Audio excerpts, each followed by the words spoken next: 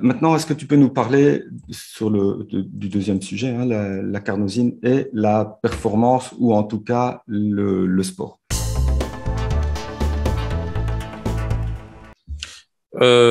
Chez les sportifs, en fait, la carnosine est bien connue. Mhm. C'est là où on utilise le plus la carnosine, du moins Ouais. actuellement. En gros, on pourrait dire que ça favorise la récupération chez le sportif, quel Mhm. que soit le type de sport, sport d'endurance ou sport intermittent ou sport de force ou de force maximale. Donc ça, c'est globalement, on dit, ça favorise la récupération chez le sportif. Alors, là aussi, on a différentes voies par lesquelles la carnosine favorise la récupération chez le Ouais. sportif. Dans certaines, on les a déjà évoquées au début ou même dans la partie sur l'anti-âge. Mhm. Donc, notamment l'effet antioxydant. Bon, bah, Ouais. on sait très bien que chez un sportif, il produit beaucoup plus de radicaux libres que quelqu'un de sédentaire ou quelqu'un qui n'est pas actif. Et à ce Mhm. moment-là, donc l'effet antioxydant, voire l'effet antiglycant également, pourrait être intéressant pour protéger les tissus et surtout les muscles et le système nerveux qui sont les plus sollicités au cours d'un effort physique aussi. Il y a aussi une autre problématique à laquelle sont confrontés les sportifs, l'augmentation de l'acidité ou de l'acidification du tissu musculaire, Mhm. ce qui est tout à fait normal. Plus on sollicite la production d'ATP par la voie classique qu'à la voie aérobie, donc glycolyse ou bêta-oxydation ou autre mitochondrie, euh, plus on atteint plus vite la limite de métabolisation et de production d'ATP par cette voie-là. Et donc, on passe à l'autre voie qui est l'anaérobie lactique, et au cours de cette voie anaérobie lactique, et même sur la voie aérobie aussi, on en produit une certaine quantité de protons H+, comme on disait Ouais. au début, et donc ce qui va acidifier les muscles.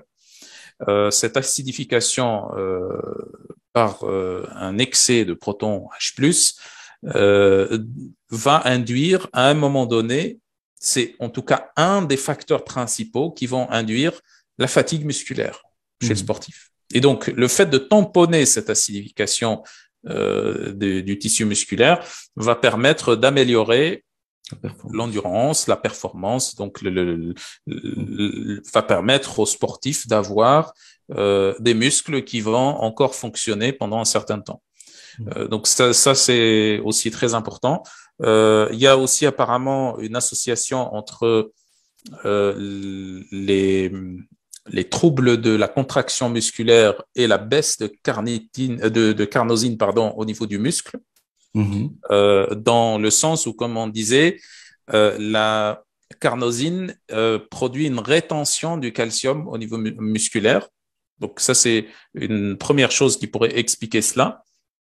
Ouais. Donc, et autre chose aussi, on pourrait même avoir parfois des problématiques de crampes également à cause d'une baisse de la quantité de carnosine au niveau musculaire, et ça pourrait s'expliquer par plusieurs phénomènes, notamment le phénomène que j'ai déjà expliqué par rapport à l'acidification et aussi par rapport également à la rétention d'eau, parce que la carnosine a aussi la capacité de retenir une certaine quantité d'eau également au niveau musculaire. Mhm. C'est pas un composé qui va retenir une quantité très importante en eau. Il n'y a pas une rétention très forte, mais le fait d'avoir un manque de carnosine, de quantité de carnosine dans le muscle, va favoriser une fuite Ouais. d'eau à l'extérieur du muscle.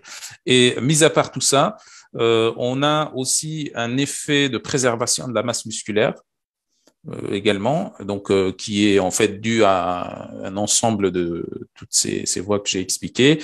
Et puis un Mhm. effet également, à travers tout ce qu'on a vu, un effet aussi surtout protecteur des mitochondries qui sont extrêmement importants dans la production d'énergie et donc dans la contraction musculaire et donc chez le sportif aussi.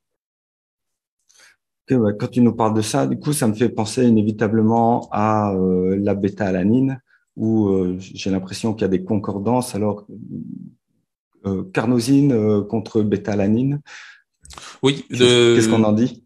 oui, enfin, la bétalanine est le précurseur de la carnosine. Oui. Donc, en quelque sorte, les effets qu'on obtient en quelque sorte par la bétalanine, on va les obtenir par la carnosine.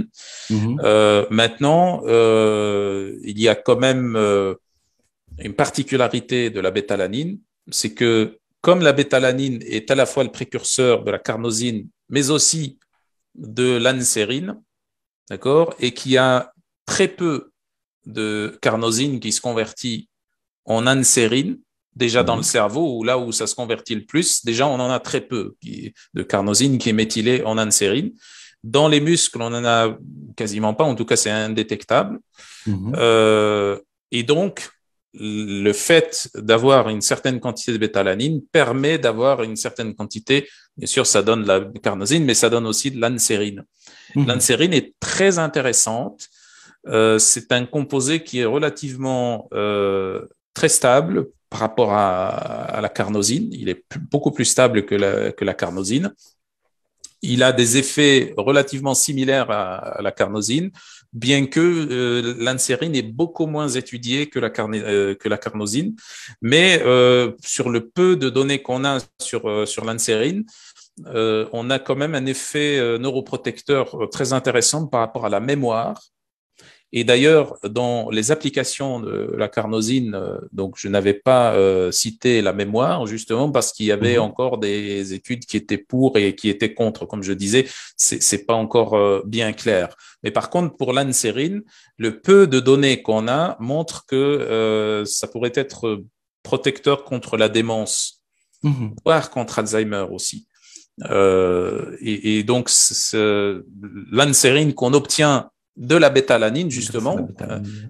donc la bétalanine a cette particularité-là. Mhm. Maintenant, la carnosine permet quand même d'avoir, comme on l'a déjà vu, un large spectre d'effets, Mhm. notamment chez le sportif et en anti-âge, avec des dosages moins élevés que ceux qu'on pourrait obtenir par la bétalanine. Donc, je Mhm. dirais qu'en fait, les deux se complètent. Les deux se complètent très bien. Carnosine plus bétalanine, Mhm. ça c'est vraiment le meilleur mélange. Donc, on obtient suffisamment de carnosine et en même temps, avec la Oui. bétalanine, on obtient un peu d'ansérine aussi. Parce qu'on peut le rappeler quand même avec la bétalanine, quand on en prend un peu trop ou un peu plus, on a quand même quelques effets immédiats qui sont des picotements, qui sont donc Ça, tu as raison. Ça, c'est parmi les effets secondaires mhm. qu'on obtient avec la bétalanine, parfois à partir de 800 milligrammes. Chez certaines personnes, ça peut même arriver à partir de 600 milligrammes de bétalanine. Et dans ce cas, ce que je disais par rapport à la bétalanine, le fait de donner de la bétalanine, Voilà. ça se lie avec l'histidine. Et l'histidine, c'est le précurseur de l'histamine et ça pourrait, je dis bien ça pourrait, théoriquement, ça pourrait avoir aussi un effet antihistaminique dans le Mhm. sens où on mobilise une certaine quantité du pool d'histidine euh, qu'on associe avec la bétalanine pour produire cette molécule qui est neuroprotectrice, qui est l'ansérine. Donc, ça, c'est un des effets intéressants de la bétalanine par rapport à la carnosine.